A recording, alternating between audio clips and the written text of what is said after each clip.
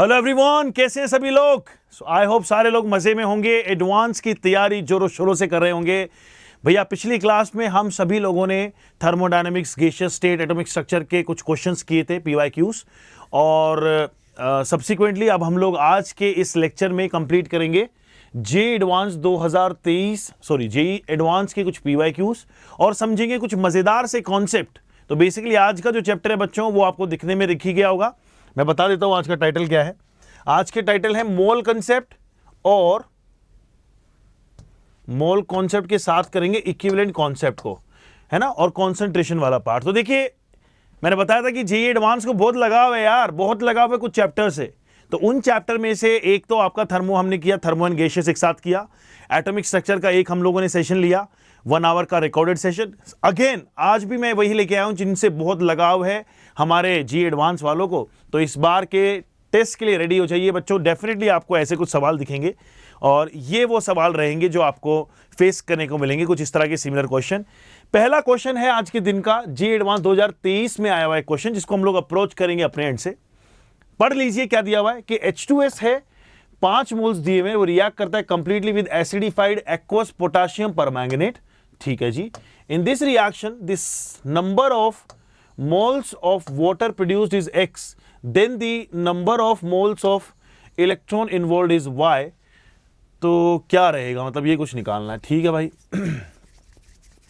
H2S की reaction हमें करवानी है किसके साथ में, पोटेशियम परमैंगनेट। तो एक तो मुझे ये सवाल ना बहुत पसंद आते हैं, मतलब ऐसे सवाल मुझे दिखते ही ऐसा लगता है, यानी मैं जब अपने तैयारी कर रहा था अपने ज़माने में 10 साल पहले, तो इस तरह के क्वेश्चन को देखते ही मेरे मन में बस एक चीज़ आती है कि यार जल्दी से इनको फोड़ दो, क्योंकि ये वो क्वेश्चन होते हैं जो भैया बैलेंसिंग भी रिक्वायर्ड नहीं है। अगर आपके पास में इनफैक्टर आपको निकालना आता है, अगर आपका इक्विवेलेंट कॉन्सेप्ट स्ट्रांग है, तो ये क्वेश्चन बहुत आसान हो जाते हैं। चलिए करके दिखाता हूं आपको, एक क्वेश्चन करके देखते हैं, फिर आपको पता चलेगा। हमें H2S दे दिया। पहले हम लोग एक आइडिया ले लेते हैं कि रिएक्शन कुछ ऐसी हो रही होगी। सर H2S रिएक्ट कर रहा है KMnO4 के साथ में, यानी MnO4- के साथ में, पोटेशियम परमैंगनेट है, और सोल्यूशन एसिडिक दिया हुआ है। ठीक है ना, ये खुद भी एक एसिडिक गैस है, और प्रोड्यूस क्या कर रहा है, ये प्रोड्यूस करेगा बेटा एसिडिक मीडियम में, ये प्रोड्यूस कर देता है। ऑक्सीडाइज करेगा सल्फर को, तो बन जाएगा आपका सल्फर ही ले लेते हैं ऑक्सीडाइज करके, और ये बन जाएगा Mn2 पॉजिटिव। ठीक है ना। अब आप एन फैक्टर्स निकाल लीजिए, तो वो आपका हेल्प कर देगा बेसिकली रिएक्शन को आगे चल के बैलेंस करने के लिए। तो +7 से ये जा रहा है +2 में, यानी एन फैक्टर यहाँ पे आ जाएगा 5। यहाँ पे जो एन फैक्टर आ रहा है बच्चों, कितना आ रहा है, 5 आ रहा है। चेंज जो आ रहा है ना, 5 का चेंज आ रहा है। और सल्फर जो है -2 स्टेट से जा रहा है 0 में, यानी एन फैक्टर यहाँ पे कितना आ जाएगा, यहाँ का एन फैक्टर आ रहा है 2 आ रहा है। ठीक है ना। इसी को यूटिलाइज करना है, इसी डेटा को क्या करेंगे अपन। अब ओवरऑल हमारी इक्वेशन कुछ ऐसी बन गई है, इनको क्रॉस मल्टीप्लाई करो। अगर बैलेंसिंग हम लोग करेंगे तो टोटल नंबर ऑफ इलेक्ट्रॉन्स भी यहां से पता लगेगा। क्रॉस मल्टीप्लाई करो, इसके इन फैक्टर से मल्टीप्लाई करो इसको, इसके इन फैक्टर से मल्टीप्लाई इसको, ऑक्सीडेंट को रिडक्टेंट से, रिडक्टेंट को ऑक्सीडेंट से, तो बन जाएगा आपका 5 times of H2S plus 2 times of MnO4- gives us 5 times of sulphur plus 2 times of manganese, 2 positive. ठीक है ना बच्चों। अब वाटर के लिए बात करेंगे। देखो अभी तक हम लोगों ने टोटल ट्रांसफर जो इलेक्ट्रॉन्स हुए हैं उनको बैलेंस किया है कि इतने ही नंबर ऑफ इलेक्ट्रॉन्स एक्सेप्ट होने चाहिए, इतने ही लूज होने चाहिए। टोटल कितने इलेक्ट्रॉन्स वैसे हो रहे हैं। अगर मैं आपसे पूछूं कि नंबर ऑफ इलेक्ट्रॉन्स का ट्रांसफर कितना हुआ है, तो प्यारे बच्चों सिंस यहां पे 2 इलेक्ट्रॉन का चेंज आ रहा है, 5 मॉलिक्यूल है, और यहां पे 5 का चेंज था 2 है, तो 5 × 2 यानी यहां पे 10 इलेक्ट्रॉन्स हमारे जो है ट्रांसफर हुए हैं। पहली चीज पता लग गई जो यहां पे काम आएगी X + Y में। और X यहाँ पे था number of moles of electron transfer, Y था यहाँ पे number of moles of water. तो number of moles of water निकाल दीजिए प्यारे बच्चों। कैसे निकालेंगे, number of moles of water produce जो था वो कैसे निकालेंगे, number of moles of water निकल जाएगा यहाँ से आगे। लेफ्ट हैंड साइड में 8 है, राइट हैंड साइड में 0 है ऑक्सीजन, 8 H2O ऐड हो जाएगा। यही आपके वाटर्स रहते हैं, और जो बचे हुए हाइड्रोजन होते हैं उनको H+ से बैलेंस करते थे। तो ये लोग क्लियरली आ गया आंसर आपके सामने। तो क्या मिल जाएगा मेरे को, X तो मेरा मिल गया, X था हमारे पास में, number of water produce is 8, और Y कितना था, ट्रांसफर इलेक्ट्रॉन 10। तो बता दो कितना आ जाएगा X + Y, 18 आ जाएगा। मुझे अच्छे लगते हैं ऐसे क्वेश्चंस, इनको देखते ही मतलब मुझे जी ललचा जाता है। ऐसा लगता है कि यार इसको कर दो, जल्दी से खत्म करो इसे। ठीक है ना, इजी था। आंसर ने दिया हुआ 18। चलो बढ़िया, अच्छी बात है, पहला तो हमने सक्सेसफुली कर लिया। चलो बेटा, इसी को आगे कंटिन्यू करते हुए पहुंचते हैं अपने अगले की तरफ। अगला क्वेश्चन आपका दिखाई दे रहा है कुछ ऐसे, जेईई एडवांस 2023 के पेपर वन में आया हुआ है कि the stoichiometric reaction of 516 gram dimethyl dichlorosilane. यार ये क्वेश्चन तो आसान होते हैं, बट ये क्या है, फिर कैलकुलेशन में मेहनत करवाते हैं ये, है ना। The water results in a tetrameric cyclic product, ठीक है भाई, और 75% यील्ड है, तो वेट बताना है कितना बनेगा। क्वेश्चन तो आसान है, क्वेश्चन तो ऐसा कुछ बोल रहा है कि डाइमिथाइल डाइक्लोरो, तो ये ऐसा हो जाएगा आपका, सिलेन मतलब सिलिकन है, और सिलिकन पे क्या है, डाइमिथाइल लगा दो। अभी तो मैं इसी तरह से लगा रहा हूँ थोड़ा चेक करने के लिए, और यहाँ पे OH, ये OH नहीं था, Cl दिया हुआ ना, डाइक्लोरो, डाइक्लोरो ले लीजिए। अब इसे हमने क्या करना है, हाइड्रोलिसिस करना है, और हाइड्रोलिसिस मतलब वाटर ऐड कर दिया, और वाटर ऐड करेंगे तो Cl हट जाएंगे, OH से रिप्लेस हो जाएंगे, और वो फर्दर जो होता है आपका एक ऑक्सी बॉन्ड बना देगा, मतलब कह सकते हैं जो हमारे O टाइप बॉन्ड बन जाएंगे, OO टाइप। हमें चेक ये करना है कि भाई प्रोडक्ट बनेगा टेट्रामर, तो क्या बनेगा, तो जितने भी हमारे पास में टेट्रामर मतलब 4 यूनिट जोड़नी है और OH बॉन्ड हटाने, तो जैसे इस तरह से बना लो, है ना बच्चों, इस तरह से जोड़ दो, ऐसा कुछ कंपाउंड गैस कर सकते हो आप। वैसे ये रिएक्शन अगर आपको पता है तो आप डायरेक्टली प्रोडक्ट भी लिख सकते हो। देखो 2-2 वैलेंसी सबकी कंप्लीट है सिलिकॉन की, तो यहाँ पे बचे हुए में क्या लगा देंगे, CH3 लगा देंगे, है ना बच्चों। मैं इस तरह से लिख देता हूँ Me, नहीं यार गलत लगा दिया, वहाँ क्यों लगाया मैंने, Me लगा देंगे, यहाँ पर भी आपका आ जाएगा Me, और यहाँ भी आ जाएगा आपका Me और Me, ठीक है ना। इस वाले को मैं हटा देता हूँ ना, ऐसा कुछ होता था ना, हाँ ये हट जाएगा इससे, अरे वाह यार। तो चलो भाई, अब हमें इस कंपाउंड के लिए निकालना है, यहाँ पे कितने इक्विवेलेंट यूज होंगे, 4 इक्विवेलेंट यूज होंगे, तब जाके ये बनेगा, है ना। प्लस 4 HCl भी मिल जाएंगे आपको, बाहर जो रहेंगे Cl बाहर हो गए, OH से सब्स्टिट्यूट हो गए, तो 4 HCl मिल जाएंगे। मुझे ये पता करना है कितना बनेगा, और एफिशिएंसी दी हुई है 75%। तो भाइयों 4 मोल जब ये थे तो ये मिलना चाहिए था 1 मोल, लेकिन 75% एफिशिएंसी है, तो ये सिंपली कितना मिलेगा, number of moles of product कितने आएंगे, 1 × 0.75, तो 0.75 मोल्स मिल जाएंगे। तो आपका आंसर आ जाएगा। बस आपको सिंपली क्या निकालना है, इस एक कंपाउंड का 0.75 मोल्स निकालने। ये पहले ही चेक करना होगा ये कितने मोल्स हैं, है ना। 4 मोल अगर ये हैं, 4 मोल टेट्रामर बनाना है तो 1 मोल ये बनेगा। तो अभी तो मैंने सिर्फ बैलेंस करी है इस रिएक्शन को। अब हम लोग चेक करते हैं कि इसके मोल्स कितने दिए हुए हैं। तो नंबर ऑफ मोल्स ऑफ ये जो कंपाउंड है हमारा डाइमिथाइल विथाइल समथिंग जो है, ये इसके मोल्स कितने निकलेंगे यार, पहले इसका वो निकालना पड़ेगा। मोलर मास बताओ कितना आएगा। मोलर मास आ जाएगा, सिलिकॉन 1 है, डाइमिथाइल है मतलब CH3 का होल ट्वाइस है, और 2 क्लोरो है मतलब Cl2। देख लो कितना आ जाएगा। सिलिकॉन का मास कितना ले लीजिए 28, और मिथाइल जो है 15 हो जाएगा, 12 3 30 ये पकड़ लो। क्लोरीन हो जाएगा 71, कितना आ रहा है भाई ये 9, 7 और 3 10 और 2 12, 129 आ रहा है यार। अबे यार ये कट पिट जाएंगे ना। 516 गिवन मास है, मोलर मास दिया हुआ है 129, और ये कुछ तो ये हो तो रहा है, ये 4 से जा रहा है, ये 4 से जा रहा है, तो 4 आंसर आ जाएगा। ये लो 4 आ गया, तो 4 मोल ही हो गए, मतलब 0.75 ही निकालना है। तो मेरा मेन जो भी टारगेट है बस वो एक ही काम बचा हुआ है, मेहनत करने का। बाकी मैंने जो कर सकते थे वो सब तो कर लिया। अब मेरा मेन काम है उस कंपाउंड का, वो जो मेरे सामने जो प्रोडक्ट बना हुआ है ना बच्चों। देखो प्रोडक्ट जो बना हुआ है उसको अपन लिखने की कोशिश करते हैं। वहां पे सिलिकॉन कितने थे, 4 थे। ऑक्सीजन कितने थे, ऑक्सीजन वहां पे कितने, 4 ही हैं, तो ऑक्सीजन भी 4 है। और CH3 के ग्रुप कितने हैं, CH3 के ग्रुप कितने दिए हुए, देखो 1 2 × 4 मतलब 8 दिए हुए, ऐसा कुछ कंपाउंड है। तो बताइए कितना रहेगा, 28 × 4 कर लो, कितना आएगा 112, प्लस ये आ जाएगा 16 चौक 64, प्लस ये 15 था तो 120 हो जाएगा। कितनी वैल्यू आ जाएगी, इसको आप जोड़ लीजिए। ये कितना आ रहा है, 4 और 2 6 मिल जाएंगे यहाँ पे, और 12 6 18, 18 और 11 जो रहेगा हो जाएगा 29, तो कुछ 296 आ रहा है ग्राम पर मोल। तो इसलिए मास ऑफ प्रोडक्ट जो मिल जाएगा आपका है ना बच्चों। मैंने जो यहाँ पे निकाला था वो क्या था, मोलर मास निकाला है, तो मास ऑफ प्रोडक्ट मिल जाएगा 0.75 इंटू 296। आप लिख दो इसे 3/4 टाइम्स ऑफ 296।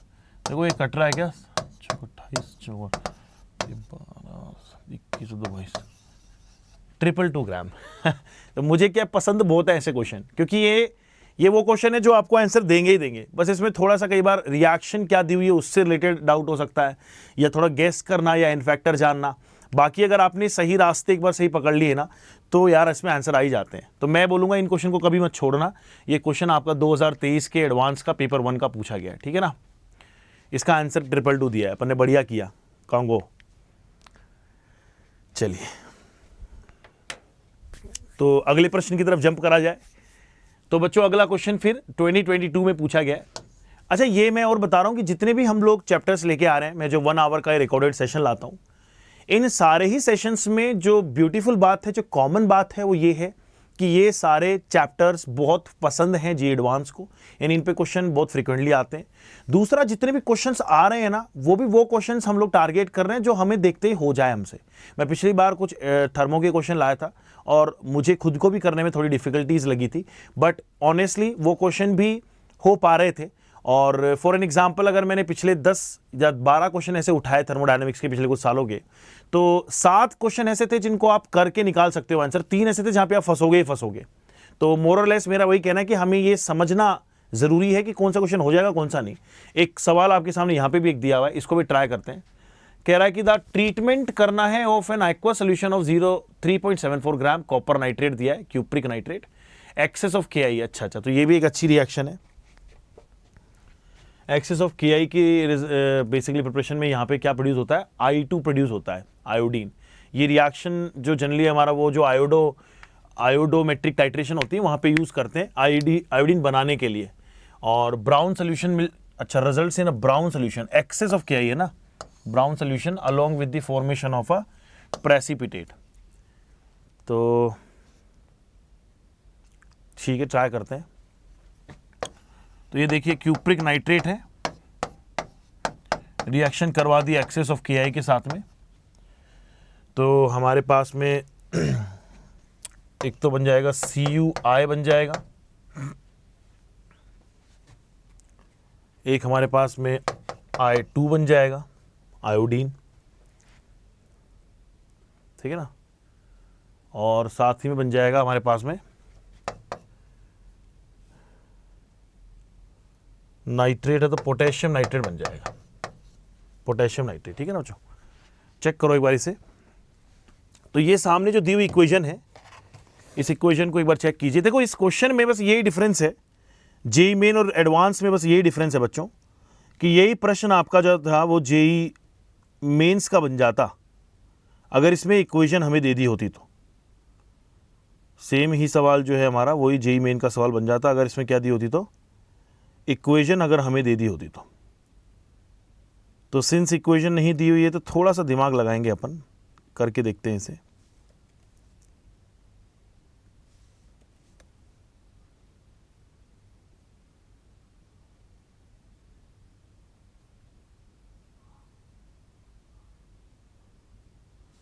ठीक है, चलिए। तो ये यहाँ तक रिएक्शन जो है बड़ी सिंपली हमने कर ली है। CuI कह लो या Cu2I2 कह लो, एक ही बात है। Cu2I2 ये एक प्रेसिपिटेट है ब्राउन कलर का जो उसने बोला। बट हमें सिंस यहाँ पे एक्वस मतलब ये एक्सेस में हमें अगर ये दिया हुआ है, अगर हमें एक्सेस में, एक बार बैलेंस भी कर लेते हैं। देखो ये 2 हो जाएगा यहाँ पे, और आयोडीन 4 है, यहाँ पे 4 लगा दो, और 4 ही यहाँ पे क्या आ जाएंगे इस तरह से, ठीक है ना। और 2I2 कर लो यहाँ पे, 2I2, ये सब बैलेंस है। साथ ही में यहाँ पे एक और, नहीं वैसे 4 आई थी तो बैलेंस हो चुका था ऑलरेडी वो, ठीक। अब सब कुछ चिल है। फिर ये बोल रहा है कि भाई एक्सेस में अगर आपने यहाँ पे पास किया है KI, तो बच्चों KI I2 के साथ में रिएक्शन करके क्या बना लेता है, KI3 बना लेगा, KI3। तो आप ये कह सकते हो कि जो ओवरऑल रिएक्शन हमारी हो रही है ना, उसमें हम लोग I2 हटा देंगे ना, I2 दोनों साइड से हटा दो, ओवरऑल जो रहेगी तो वो बन जाएगी आपकी कि 2 टाइप्स ऑफ आपका क्यूप्रिक नाइट्रेट 5 KI के साथ में रिएक्ट कर रहा है जो एक्सेस में था, और फाइनल प्रोडक्ट दे रहा है Cu2I2 नाम का एक प्रेसिपिटेट Ki3 के साथ में, प्लस दे रहा है 4KNO3। ठीक है ना बच्चों, ये आपकी एक फाइनल रिएक्शन है। एक बार इसको ऑब्जर्व कर लीजिए जल्दी से। तो ये हमारा जो है सिंपली ये सब दे दिया हमें, ओवरऑल रिएक्शन हमारी ऐसे कुछ बन गई। तो जो ब्राउन सोल्यूशन आपका आ रहा है वो बेसिकली Ki3 की वजह से आ रहा है। ब्राउन सोल्यूशन जो आ रहा है हमारा वो किसकी वजह से आ रहा है? Ki3 की वजह से आ रहा है। ठीक है ना, ऊपर वाली नीचे वाली दोनों रिएक्शंस बैलेंस्ड हैं। और बाद में जो रिएक्शन करवाई जा रही है वो करवाई जा रही है आपकी H2S के साथ में, और फॉर्म क्या करना पड़ेगा हमें, मे बी Ki वहाँ पे फॉर्म होएगा, सल्फर डिपॉजिट हो जाएगा। ठीक है, तो सबसे पहला काम जो है हमारा वो है नंबर ऑफ मोल्स ऑफ ये क्यूप्रिक नाइट्रेट के पता करना। ठीक है ना बच्चों, पहले अपन ये पता करते हैं। तो इसका मोलर मास निकाल दीजिए कॉपर का, सब कुछ दिया हुआ है वैसे, 63 लेने को बोला है, तो 63 प्लस नाइट्रोजन का मास है 14 और 16 × 48, ये मास हो गया आपका ऑक्सीजन का, इंटू 2 मल्टीप्लाई करना है।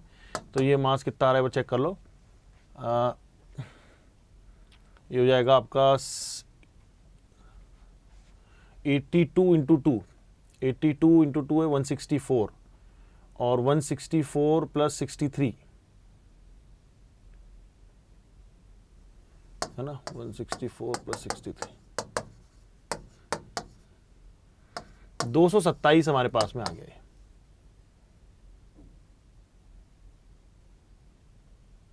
चेक कर लो, 7 आ रहा है, 16 से 22 होते हैं, यही आ रहा है, 227 आ गया। ठीक है भाई, चलो अब क्या करो, ये जो 227 हमारे पास में ग्राम पर मोल आया है और गिवन है हमारे पास में 374, 374 गिवन है ना, कट नहीं रहे आपस में ना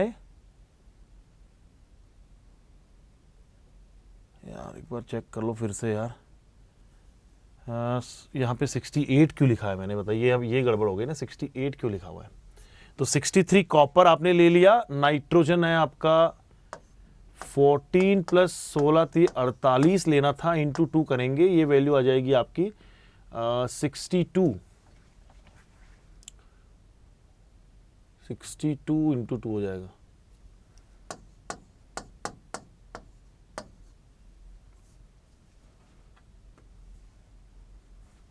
तो ये आंसर आएगा 187 आ जाएगा, 187।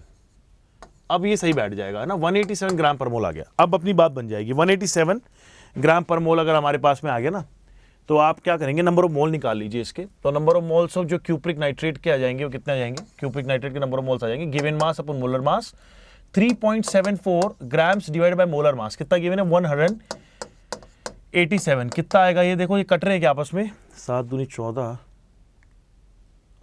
कट रहे हैं भाई, ये है ना, डबल हो रहा है, तो ये 0.02 मोल्स आ जाएंगे।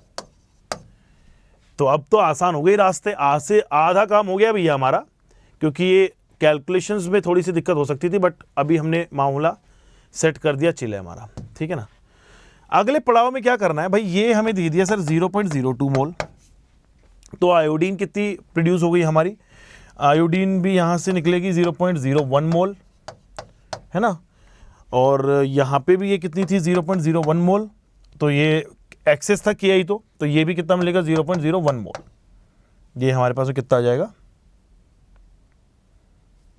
0.01 मोल आ गया। तो Ki3 हमारे पास में कितना आ गया 0.01 मोल आ गया। देखिए आप इस इक्वेशन से भी निकाल सकते हो कि इससे 0.02 मोल्स दिए हुए, तो आधे मतलब जो है आपके 0.01 मोल आ जाएंगे Ki3। ठीक है ना, मतलब निकाल सकते हो डायरेक्टली, इक्वेशन से आंसर आ गया। अगला पड़ाव देखिए क्या है, एक सेकेंड। तो नेक्स्ट हमें क्या करना है, नेक्स्ट हमारे पास में रिएक्शन रहेगी कि जो प्रोड्यूस्ड प्रोडक्ट है हमारे पास में, विच इज पहला जो प्रोडक्ट था वो हमारा था, एक तो यहां से प्रोड्यूस हो रहा है आपका Ki3, और पास क्या कर रहे हैं हम लोग उसमें H2S, तो जहां पे सल्फर डिपॉजिट हो जाना चाहिए एज अ प्रेसिपिटेट, और HI वहां पे प्रोड्यूस हो जाएगा, मतलब पोटेशियम आयोडाइड वहां पे एज अ प्रोडक्ट प्रोड्यूस हो जाएगा। तो देख लो क्या करेंगे, क्या क्या दिया हुआ है, एक तो आपका है Ki3 जो ब्राउन सोल्यूशन है हमारा, और उसने बोला ब्राउन सोल्यूशन में से क्या पास किया हमने, ब्राउन सोल्यूशन से पास किया H2S गैस, तो यहाँ पे लिख दीजिए H2S, और यहाँ पे प्रोडक्ट बना दीजिए। एक तो हमारे पास में क्या मिल जाएगा, सल्फर डिपॉजिट हो गया, प्लस 2 टाइम्स ऑफ HI आ जाएगा, और प्लस क्या आ जाएगा, I2 आ जाएगा, I2, ठीक है ना।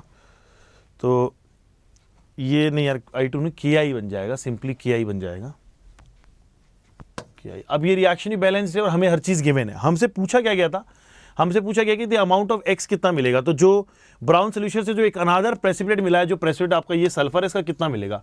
हमें इतना पता लग गया कि सर ये KI3 0.01 है मोल्स, तो जाहिर सी बात है ये भी कितना मिलेगा, 0.01 मोल्स मिल जाएगा।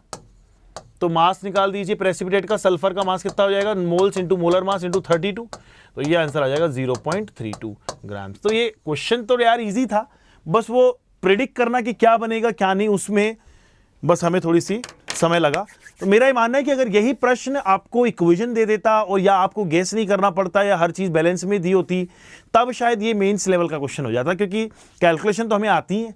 बस यहाँ पे मेनली जो यूज किया वो था कि क्या प्रिडिक्टेड हमारे पास में रिएजेंट क्या है, क्या प्रिडिक्टेड हमारे पास में प्रोडक्ट बनेगा, और ये चीज़ें मैं आपको बता देता हूँ। हम लोग जनरली इसको रेडॉक्स के अंदर जो टाइट्रेशन वाला पार्ट है वहाँ पे पढ़ते हैं, तो डिफिकल्ट बहुत ज़्यादा नहीं था, बट हाँ इक्वेशन प्रिडिक्ट करवाना चाह रहा था, इसलिए मैं इसको बोल दूंगा कि 5 में से 4 के आसपास डिफिकल्टी का क्वेश्चन था, ठीक है ना। चलो यहाँ पे आंसर दिया है 0.32, थैंक यू, थैंकफुली क्वेश्चन का आंसर सही आया, और चल के अगले क्वेश्चन की तरफ पहुंच गए, ठीक है। ये जेईई एडवांस 2020 में आ गए हम लोग।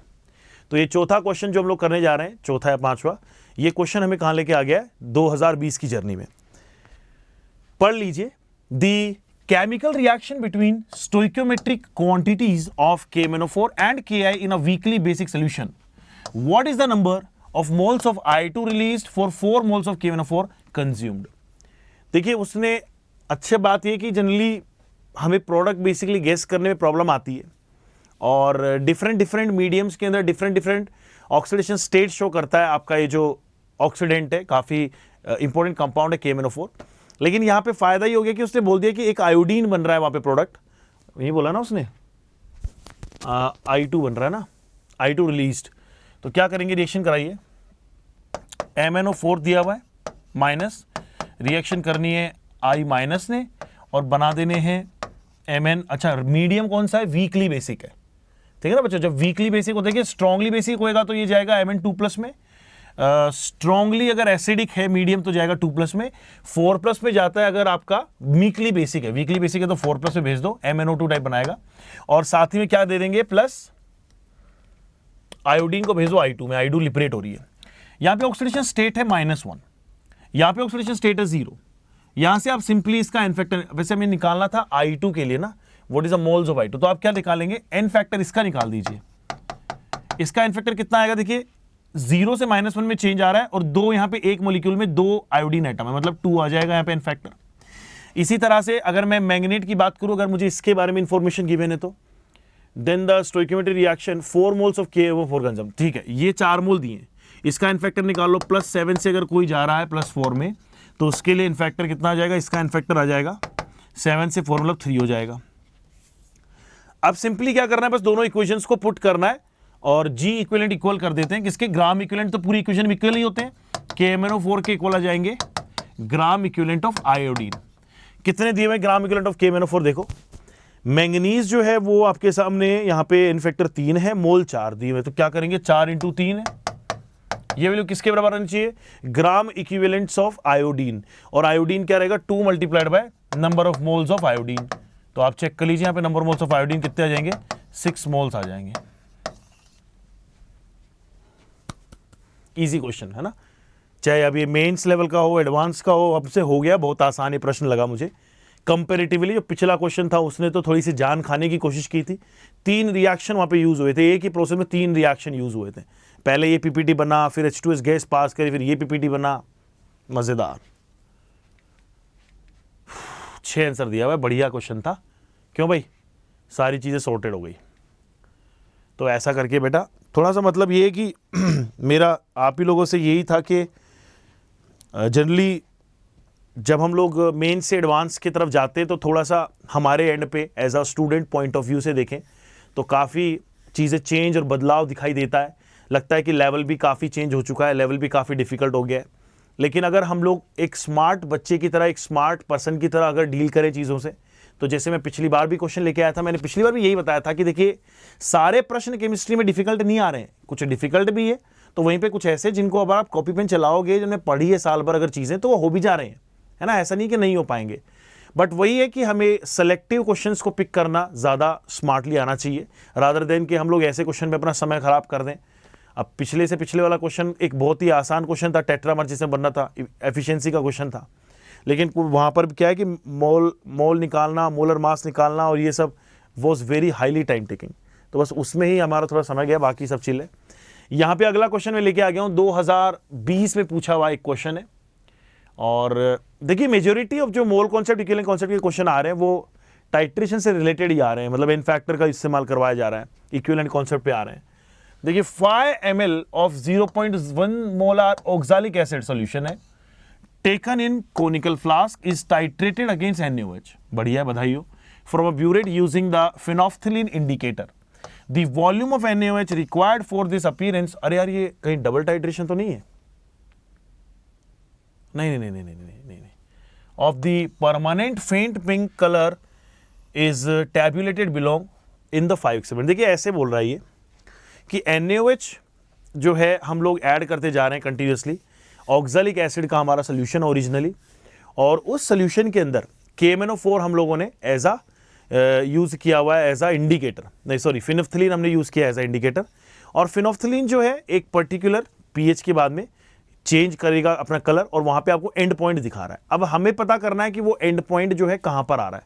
उसने डिफरेंट वॉल्यूम्स यूज़ किए बच्चों। जब भी हमारे सामने ऐसी कोई सिचुएशन दिखाई दे, अलग अलग अगर हमारे पास में कुछ वैल्यूज़ दी हुई हैं, तो हम लोग एक एवरेज वैल्यू निकाल सकते हैं। वॉल्यूम आप एवरेज निकाल लो, तो एवरेज में इनका सम कर दो सभी का, 12.5 plus 10.5 plus 9 plus 9 plus 9 divided by क्या कर दो, 5 कर दो। मेरे हिसाब से वैल्यू आ जाएगी, मे भी शायद 10 ही आ जाए, होती है 27 और 13, 27 और 23, हाँ मतलब 50, 10 ही आ जाएगी। तो 10 ml मतलब एक तरीके से एक राउंड फिगर हमने ऐसी वैल्यू ले ली जो एवरेज वैल्यू, हम लोग 5 एक्सपेरिमेंट करें तो मोस्ट जो हम लोगों को वैल्यू जो मिलेगी, हमने मान लिया कि चलो ठीक है 10 ml हम लोग पकड़ लेते हैं ऑन एन एवरेज। आगे बढ़ते हैं, अब देखिए आगे क्या बोला है उसने, मतलब दोनों चीजें, यहां तो आप 9 भी ले सकते हैं यहाँ पे, क्योंकि सबसे ज्यादा रिपीटेड एक्सपेरिमेंट 9 पे आ रहा है, तो चलो करके देखते हैं इसको आगे। और अब आगे उसने क्या बोला है कि 5 ml था, 0.1 मोलर ऑक्सैलिक एसिड है, और उसको हम लोग टाइट्रेट कर रहे हैं अगेंस्ट NaOH। तो देखिए ऑक्सैलिक एसिड के लिए जो ग्राम इक्विवेलेंट आएगा H2C2O4 का, वो किसके बराबर आएगा, ग्राम इक्विवेलेंट ऑफ NaOH, है ना, रिएक्शन में।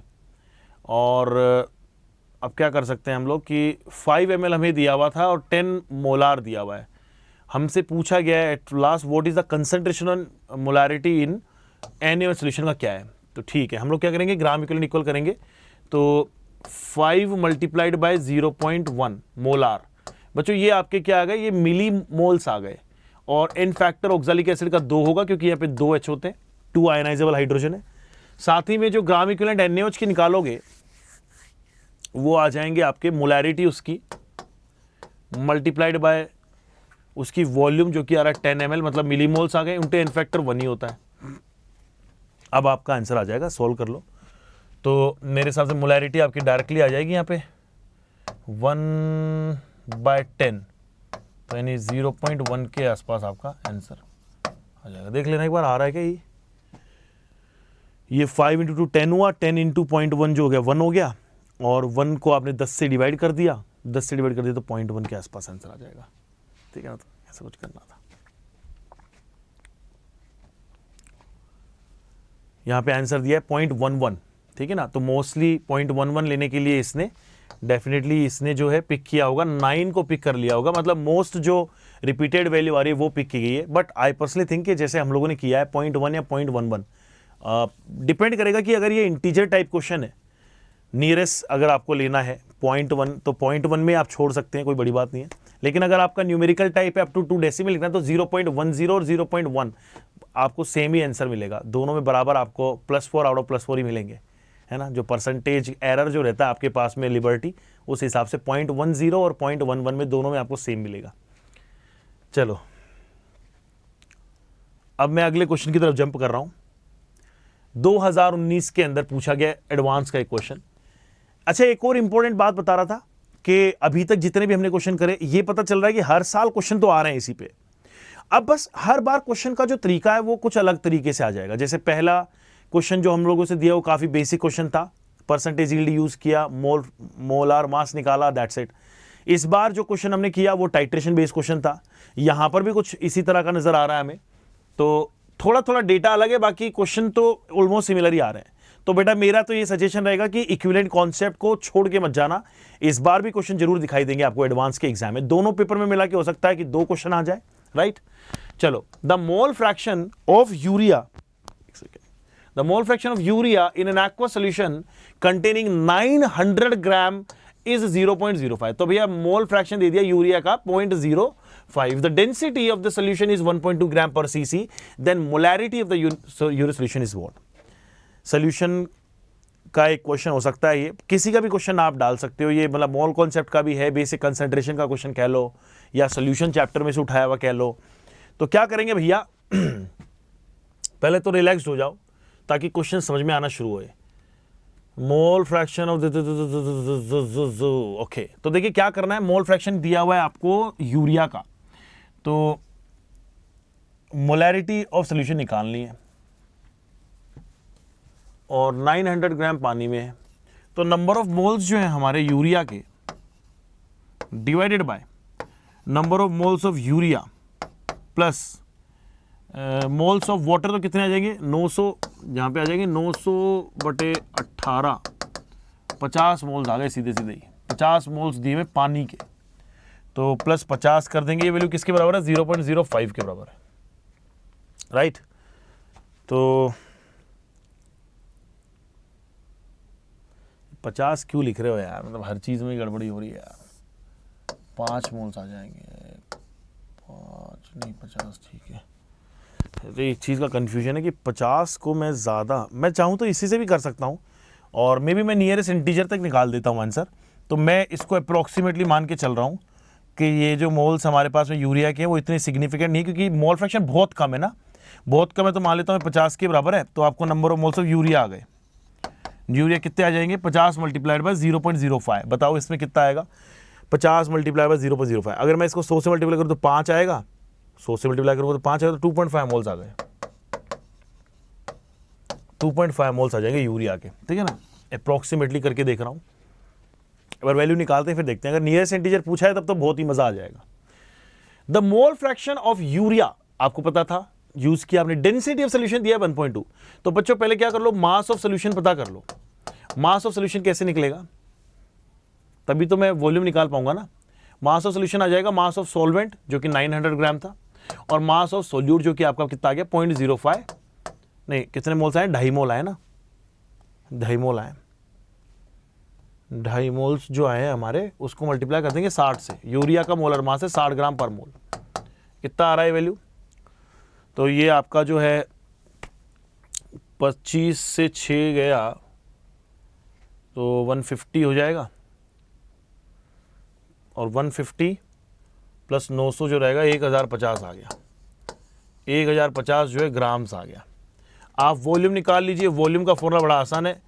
वॉल्यूम का फॉर्मूला होता है गिवन मास जो है divided by density, mass upon density. Mass कितना दिया हुआ है आपका 1050, डेंसिटी दी हुई है 1.2 ग्राम पर सीसी। अब इसी फॉर्मूला को यूज करके क्या निकाल दो, मोलैरिटी। मोलैरिटी का फॉर्मूला में आता है कि number of moles upon volume. तो नंबर ऑफ मोल्स कितने दिए हुए हैं आपको, मोल्स दिए हुए हैं हमारे पास में 2.5 अपॉन वॉल्यूम जो है आपकी ये ml में आई है, इंटू 1.2 ऊपर चला गया तो इंटू 1000 और कर देंगे आप लोग, है ना। Number of moles in 1 unit basically in litre में निकालते थे, 1 लीटर सोल्यूशन में कितने मोल्स हैं उसको मोलैरिटी कहते थे। यहाँ पे बस अपन ने क्या कर दिया, 1000 से मल्टीप्लाई कर दिया इनको सॉर्टेड करने के लिए। देख लो भाई इतना क्या आंसर आ रहा है, क्या आंसर आएगा वैसे यहाँ पे, 1000 अगर मान लो पूरा काट दूँ तो 12 × 25 जो है 12 × 5 = 60, 6 ऑलमोस्ट ये आंसर 3 के आसपास आ जाएगा शायद। क्यों भाई, आ रहा है ना ये?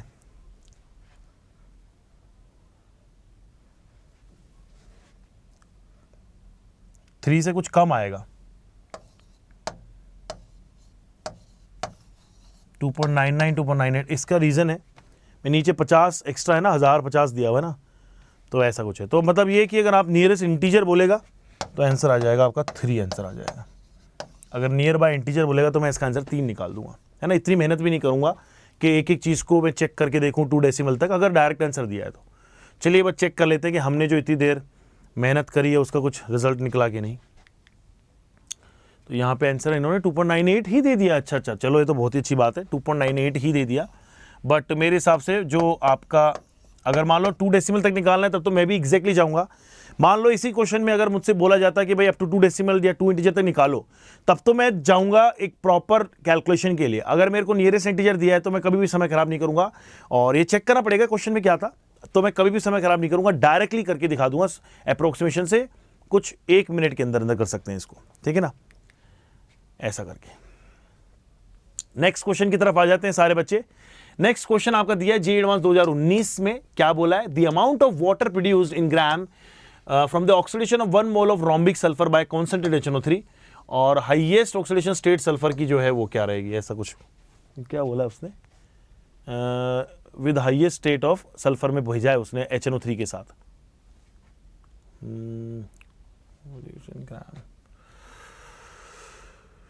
करके देखेंगे तभी तो पता मजा आएगा। The amount of water produce in gram बताना है। तो देखिए, अगर मान लो सल्फर को मैं एस लिखता हूँ, एक एस लिखता हूँ, वैसे एसिड लेते हैं, मैं एसिड ही करूँगा, बट एक बार थोड़ा कैलकुलेशन ईजी करने के लिए कर रहा हूँ। एस लिया और ना वो शुरू में 8 से मल्टीप्लाई करने पड़ जाएंगे, और HNO3 से रिएक्शन करा दो। मैक्सिमम स्टेट तो सल्फेट ही बनता है, तो H2 से 4 ही बनाओ, +6 बनाओ, मैक्सिमम हो गई ऑक्सीडेशन स्टेट। और देन इसके साथ में बना दो आप नाइट्रोजन डाइऑक्साइड, बना दो NO2।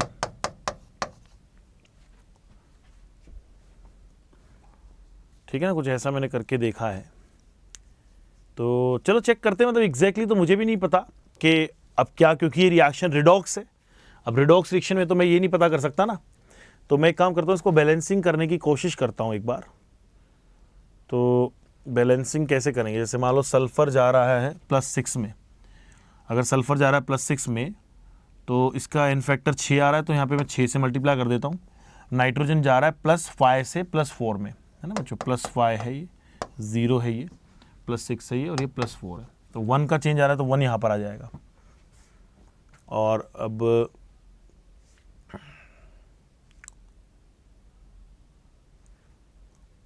एक ऑक्सीजन की कमी लग रही है उधर ना, कितने ऑक्सीजन इधर देखो, सल्फर बैलेंस है, देख लो सल्फर बैलेंस है। नाइट्रोजन बैलेंस है क्या? नाइट्रोजन बैलेंस नहीं है, मतलब 6 से यहाँ पे मल्टीप्लाई होएगा ही।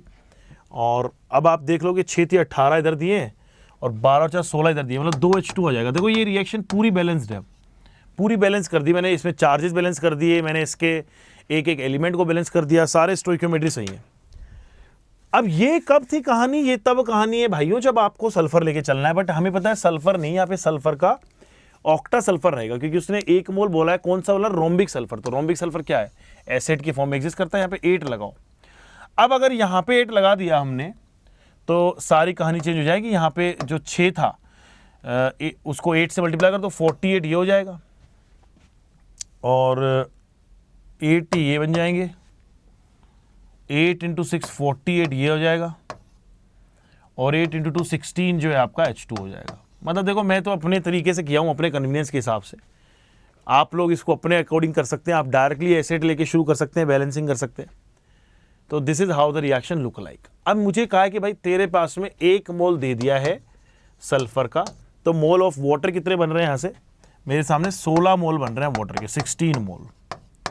और पूछे कि बताओ कितना अमाउंट बनेगा, तो मास ऑफ H2O निकाल दीजिए, 16 × 18 ग्राम पर मोल। तो ये आपको सॉल्व कर लेना, ये आपका आंसर आ जाएगा। ठीक है ना? कितना आ रहा है चेक करें क्या?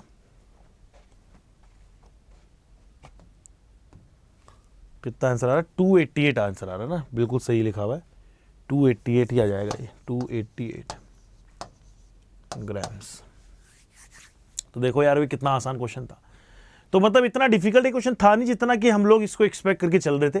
सारा गेम रिएक्शन के बैलेंसिंग का गेम था। और मैं आपको फिर से बता दूं कि भाई ये तो रिडॉक्स था ना, ये तो मतलब इसमें आपको पूरा बैलेंस करने की जरूरत भी नहीं है। रिडॉक्स से आप ये निकाल सकते हो कि वाटर कितने रिक्वायर्ड होंगे, है ना, रिडक्टेंट ऑक्सीडेंट दिए हुए हैं, रिएक्शन आपको पता चल गई थी, आइडिया उसने दे ही दिया था कि आपको बोला था उसने कि सल्फर से हाईएस्ट ऑक्सीडेशन स्टेट में जाना है। हाईएस्ट आपको पता है क्या हो सकती है, +6 हो सकती है।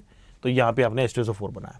बाकी रिएक्शन कॉमन रिएक्शन है, कंसंट्रेटेड HNO3 की reaction over sulphur produces H2SO4 sulphuric acid और नाइट्रोजन डाइऑक्साइड, ये आपको पता होना चाहिए था। So probably we enjoyed the question, मजा आया होगा सभी को। क्यों भाई, अगले क्वेश्चन की तरफ जंप मारते हैं।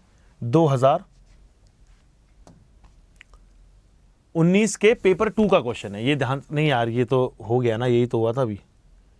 अगला क्वेश्चन 2018 के पेपर 2 का क्वेश्चन है। चलो ये वाला क्वेश्चन ट्राई मारो, देख लीजिए इसमें क्या दिया हुआ है, मैं एक बार बैठ के समझता हूं। To measure the quantity of manganese chloride दिया हुआ MnCl2 dissolved in an aqua solution, it was completely converted to KMnO4 using this reaction। तो एक रिएक्शन सामने दी हुई है, बहुत ही बढ़िया। Equation is not balanced. A few drops of concentrated HCl were added to this solution and gently warmed, and further oxalic acid was added in the proportion till the color of permanganate ion disappeared. The quantity of MnCl2 in the reaction is how much? देखिए वैसे अगर आप एक एक चीज को अगर मोल concept के हिसाब से सोल्व करना चाहो, अगर आप मोल कंसेप्ट के हिसाब से जाओगे एक एक पॉइंट पे, तब तो बैलेंसिंग में अपना हालत खराब हो जाएगी, आपको बहुत टाइम लग जाएगा। लेकिन मेरा ये मानना है कि इक्विवेलेंट कॉन्सेप्ट मुझे बहुत पसंद है, क्योंकि उसमें क्या कहीं भी लगा दो, है ना, उसमें आपको प्रिंसिपल ऑफ एटम कंजर्वेशन नहीं लगाना। आपने क्या करना है, जिसकी रिएक्शन जिससे भी हो रही हो, सबके ग्राम इक्विवेलेंट क्या है, बराबर है, बस ये फंडा यूज करो। अब मैं क्या करूंगा, यहाँ पे दो लोगों की हेल्प लूंगा। मुझे निकालना है एक तो मास MnCl2 का, तो एक तो मैं लिखूंगा ग्राम इक्विवेलेंट ऑफ MnCl2 किसके बराबर होनी चाहिए। अब देखो यहाँ पे प्रोडक्ट में प्रोड्यूस हुआ HCl, और HCl को किससे टाइट्रेट करवाया गया है, उसने बोला था ना oxalic acid, and further oxalic acid was added in proportions till the colour of permanganate disappear. तो मतलब ये हो गया कि भाई जब तक ये रिएक्शन कंप्लीट हुई होगी, सारा HCl जो हमारे सामने बना है उसको ये किसके अगेंस्ट कर रहा है, नहीं यार HCl की बात नहीं है यहाँ पे, एक बार पढ़ते हैं इसमें क्या दिया है। परमैंगनेट के साथ में रिएक्शन कर रहा है, ये तो HCl और परमैंगनेट के साथ कर रहा है। लेकिन देखो ये सभी लोग एक ही रिएक्शन का पार्ट है। ये KMnO4 को फर्दर जो है टाइट्रेट करवा रहा है। KMnO4 जब टाइट्रेट हो जाएगा तो पता चल जाएगा कि KMnO4 कितना है, वहां से आप निकाल दो MnCl2 कितना है। मैं डायरेक्टली पता कर लूंगा एक एक चीज पे जाने के बजाय, क्योंकि ये इक्विवेलेंट कॉन्सेप्ट है कि MnCl2 का हो चाहे अपने पास H2C2O4 का हो, दोनों का तो सेम ही आने वाले। आई होप कि मैं सही बोल रहा हूं। तो पहले आप क्या निकालो, ऑक्सैलिक एसिड जो है आपका C2H2O4, उसका आप मोलर मास निकाल दो, क्योंकि उसने बोला है मास दे दिया उसने। अगर वो डायरेक्टली नंबर ऑफ मोल्स या मोलैरिटी या वॉल्यूम के टर्म्स में देता तो आसान रहता, पर अब से में निकालना पड़ेगा। तो गिवन मास जो है हमारा कितना है, अच्छा पहले देखो 12 दूनी 24 + 2 + 16 चौक 64, कितना आ रहा है ये 64 + 26, 90 ग्राम पर मोल आ गया। अब 90 ग्राम पर मोल से आप क्या निकाल दोगे, नंबर ऑफ मोल्स निकाल देंगे। नंबर ऑफ मोल्स कितने आ जाएंगे इसके, 225/90, 225/90, ये तो क्या हो गया, नंबर ऑफ मोल्स आ गए आपके ग्राम इक्विवेलेंट्स निकालने H2C2O4 के। Moles into n factor, n factor में पता है 2 होता है, क्योंकि ये एक डाया बेसिक एसिड होता है, तो एन फैक्टर मेजरली 2 लेंगे। देन अच्छा एक और चीज, अगर आपको इसको टाइट्रेट करना अगेंस्ट KMnO4, तो एसिडिक मीडियम है, KMnO4 का Mn चला जाएगा +2 के अंदर, और ये चला जाएगा किसके अंदर, ये चला जाता है ऑक्सैलिक एसिड चला जाता है CO2 के अंदर। तो +3 से +4, तो वहां पे एक कार्बन में चेंज 1 का है, H2C2O4 में चेंज आ जाएगा 2 का, तो यहां पे भी 2 ही एन फैक्टर हम लोग लेते हैं, ठीक है ना। इस तरफ आ जाओ, मोल्स इनटू एन फैक्टर कर दिया। इधर की तरफ बताओ, इधर की तरफ हमें निकालना है, इन मिलीग्राम निकालना था ना, तो यार ये अच्छा ये भी मिलीग्राम ही दिया हुआ है, तो ये सभी मिलीमोल्स ही दिए हुए हैं, मिलीमोल्स ही दिए हुए हैं। तो मे बी आप नंबर ऑफ मोल्स निकाल दीजिए पहले, या तो आप इसका मास मान लीजिए। MnCl2 जो है उसका मोलर मास कितना होता है, उसकी नीड पड़ेगी यहाँ पे। मोलर मास जो रहता है मैंगनीज का हम लोग लेंगे 55, प्लस क्लोरीन का जो मास होता है वो हम लोग लेंगे 71, तो ये कितना आ जाएगा 7 और 5 12, 126 ग्राम पर मोल आ गया। तो आप मान लो कि W मास है इसका मिलीग्राम्स में, है ना बच्चों, W है और ये 126 से डिवाइड कर दो।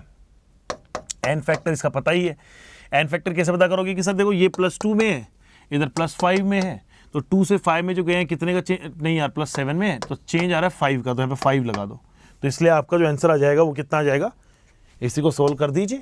W इक्वल्स टू आ जाएगा आपका 225 divided by 90 into 2 into 126 divided by कितना आ रहा है 5। बेटा इस वैल्यू को सोल्व कर लीजिए, आंसर आ जाएगा आपका मिलीग्राम्स में, क्योंकि हमने शुरू से एज्यूम किया हुआ था मिलीग्राम है, ये हमने वहाँ से ही मिलीग्राम में लेके चल रहे हैं ना, हम लोग यहाँ पे भी किस में लिए मिलीग्राम, क्योंकि हमें मिलीमोल्स इक्वल कर रहे हैं, मिलीमोल्स। बताइए कितना वैल्यू आ रहा है,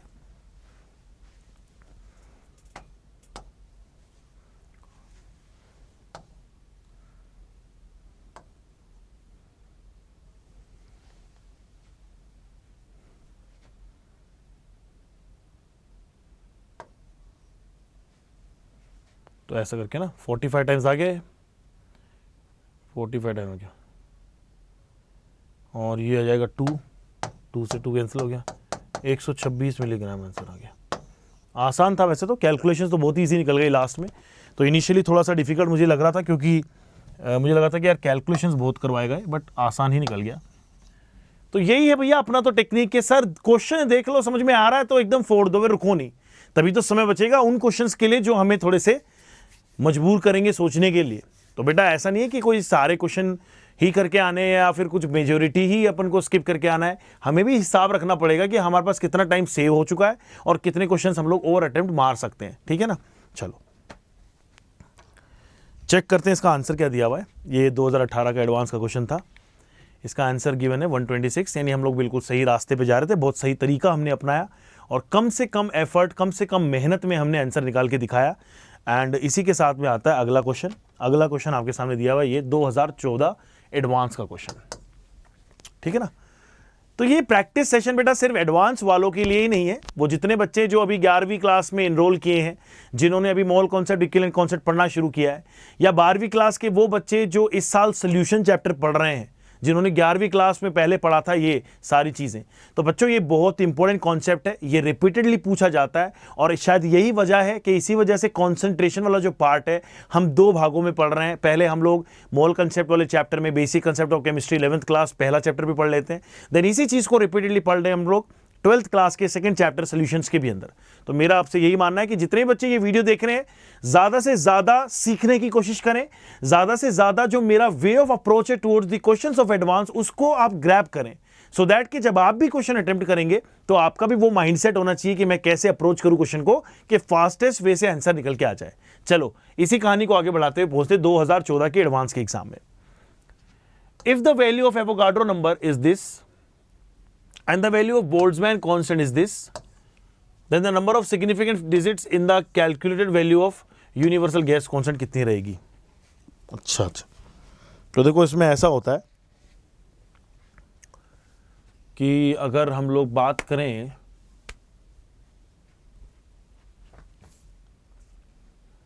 अरे बहुत आसान है तो यार, ये मतलब ये बोल रहा है कि R जो होता है हमारा वो R होता था K इंटू एन होता था, या कह सकते हैं कि K जो होता था हमारा वो होता था R/N।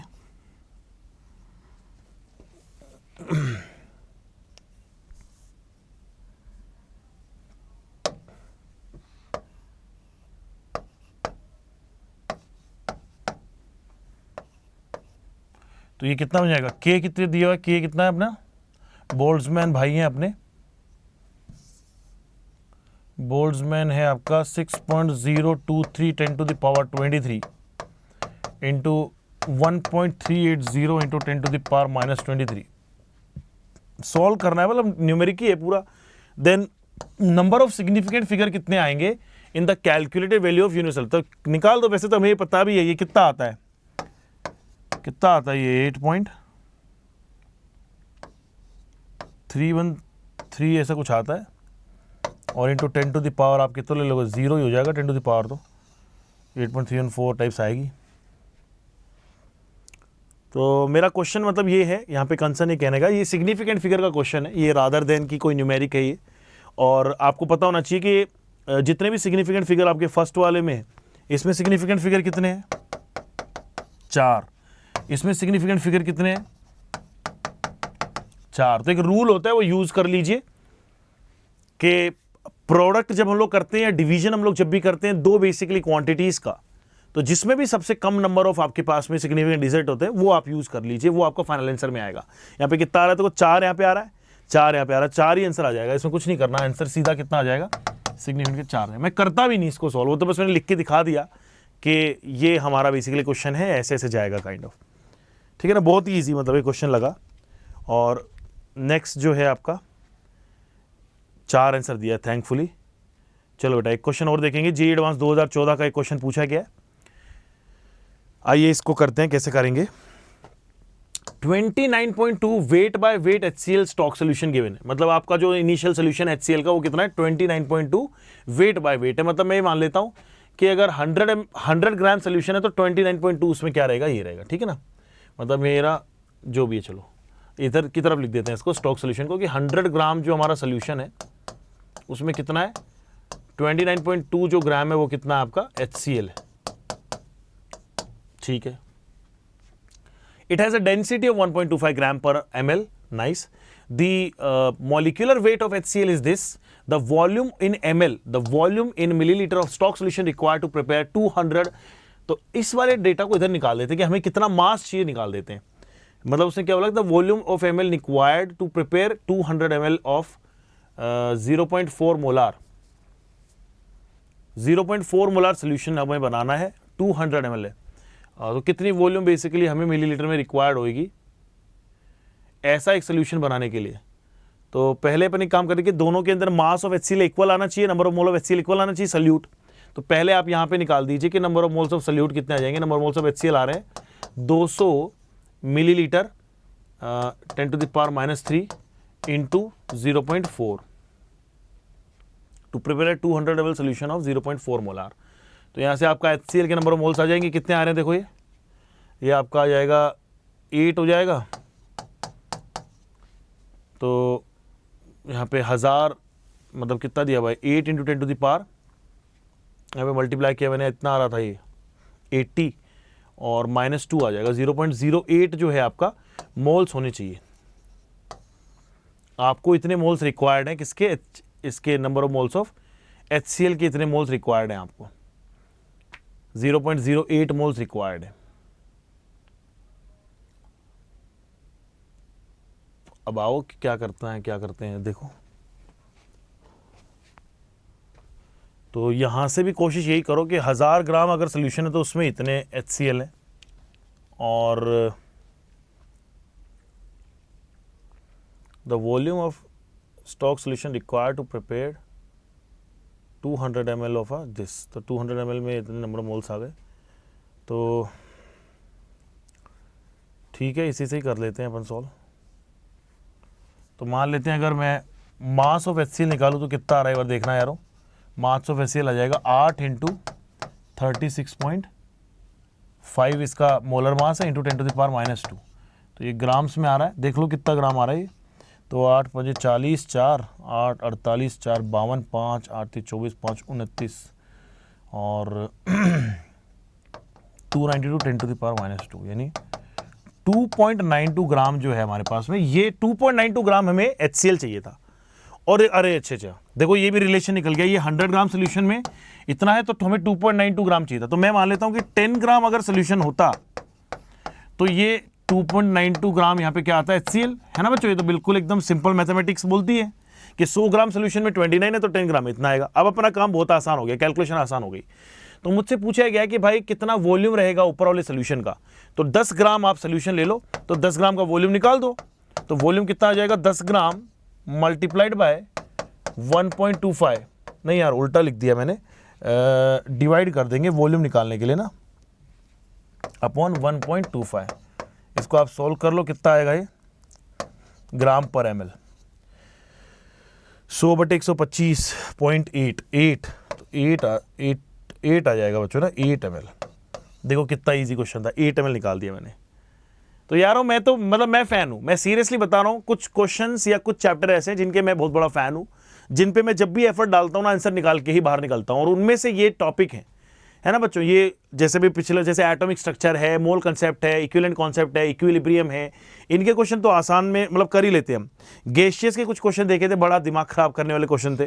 थर्मो के क्वेश्चन पिछली बार 1-2 किए थे, 10 क्वेश्चन कराए थे, 5-6 क्वेश्चन बहुत आसान हुए, 1-2 क्वेश्चन में मुझे भी फंसना पड़ा। तो मुझे लगता है कि ये क्वेश्चन है जिन पे आप दिमाग लगाओ, एफर्ट लगाओ, टाइम लगाओ, तो आंसर जरूर आएगा। ये मेरा प्रॉमिस है, ये संजय सर का प्रॉमिस है मेरा, वो आए।